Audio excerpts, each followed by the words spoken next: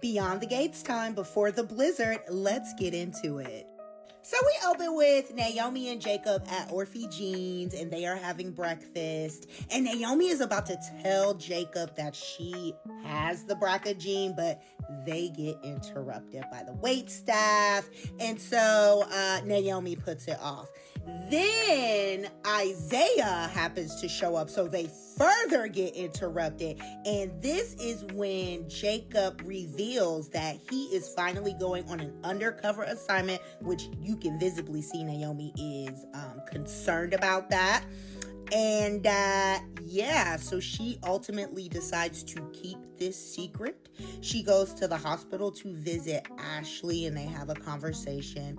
And she tells Ashley that she has the gene, and Ashley's like, "Oh my God, I'm so sorry. How'd the family take it? Spoiler alert, I didn't tell the family." And Ashley's like, "Okay, but why didn't you tell Jacob?" But Naomi said, he mentioned he's going undercover, and she didn't want to put any more stress on any of her families, so that is why she is opting not to say anything. Shanise is on cloud 9 after her date with Teddy Weddy. She is updating Ashley on everything because Ashley wants all the tea, and I agree. And then Grayson shows up, and he and Ashley go off to get some coffee. A little later on, Leslie pops up because before this, Leslie met with Eva just to see what are you doing with that fine man for Valentine's? And Leslie still having delusions of grandeur about, I'm friends with Ted now, but eventually I'm going to be his wife. And Eva's like, but do you know he's dating? And Leslie's like, who? And she puts it together. She says it has to be Nurse Ratchet. Don't do Shanise like that. So, of course, Leslie goes by the hospital to lay claim to her Teddy Weddy. She also lets it slip that she and Ted had relations a few months ago, not the ancient history that Shanise was thinking, but Shanise was undeterred, which I love, and she was time enough for her, and she was like, you better get out of here before I call security. So Leslie left, but she low-key threatened her on the way out. This is not the last interaction we are going to see over Teddy Weddy. Dani and Pamela meet up at Uptown, I think, and they're just catching up. Dani tells Pamela that she kissed Bill. Pamela is over it. She's like, can you please get off of this Bill train? He is not good for you. You love Andre. You say he's good for you. Please leave Bill in the past. And Dani just compared it to she just had a little sip and she's walking away for good this time. And Pamela hopes that is true. Speaking of Bill, he is at his office. I missed this yesterday when Tomas saw Bill and Dani. I don't know how I missed it, but whatever. So Bill is aware that Tomas saw him, and so he calls Tomas into the office, and he's basically laying it on very thick. He appreciates Tomas's dedication, and Tomas is like, I have no intention of jeopardizing my future, wink, wink. I feel like that's Tomas basically saying, excuse me, I'm going to keep my mouth shut. But Bill does him one better, and he makes him junior partner. I think he was motivated to do this to keep Tomas's mouth shut. Whatever the case, Tomas got a promotion today. We also saw Jan and Mona. I believe they were also at Orphe Jean's just catching up.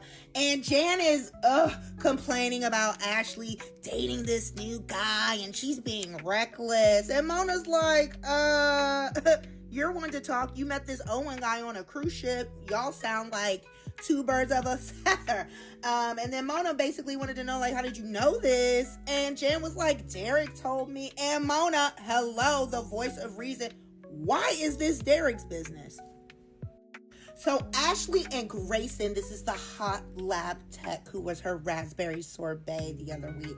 They are getting a cup of coffee, and who walks in? Derrick with his hating ass. He just helps himself to the available seat at the table and just completely tries to C-block. Derrick is being super weird. I don't like it. he needs something to do, and Ashley told him that. Grayson was like, we need to get back to work, and Ashley was like, yeah, go ahead, I'm gonna talk to Derrick real quick. And I'm so proud of her. She was like, what the hell are you doing? You are trying to sabotage me and basically stop. I agree. Now, do we think Derrick is gonna turn into some like weirdo stalker behind this? Because his character has always been like irritating, but this is getting weird. So one of the major parts of today is that Anita was going for her second round of chemo. I believe it's the second. We've only seen one so far. And Vernon was getting ready to go with her. And she's like, no. I've already made plans for you. I've already rented the squash. What is it called? The squash court. I don't know. I'm not rich. That and his favorite table. And Martin's going to meet him because she basically wants Vernon to have a little break and still enjoy life, and that she's already arranged to have someone sit with her in chemo, and in walks Sharon. Yay! So they're gonna have some girl time, and Vernon relents. It's just like, yes, dear, okay. So while Anita and Sharon are there, Anita reveals that she wants to have all her ducks in a row. She's been doing some estate planning, even some homegoing services. Thoughts have been coming into her mind because she basically doesn't want to leave Vernon in a very precarious position. And she said she can't leave this earth peacefully knowing that she has caused even more harm to Vernon. She's also been thinking about doing a living memorial where they take your, I think, ashes and they use that to plant a tree. And she was like, oh, that would be really great. And she also told Sharon that she specifically asked her to come because she knows she's going to have like real talk with her. And Sharon is very candid with her. She's like, basically it is what it is, but don't worry.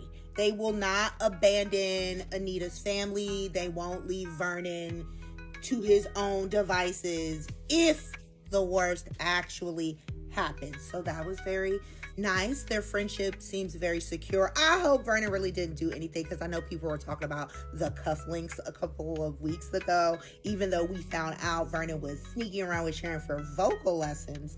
Speaking of the vocals, I don't mean no harm. So while Sharon and Anita are there, Sharon starts singing His Eye is on the Sparrow, and the church in me was like, why can't any of the articulates really sing?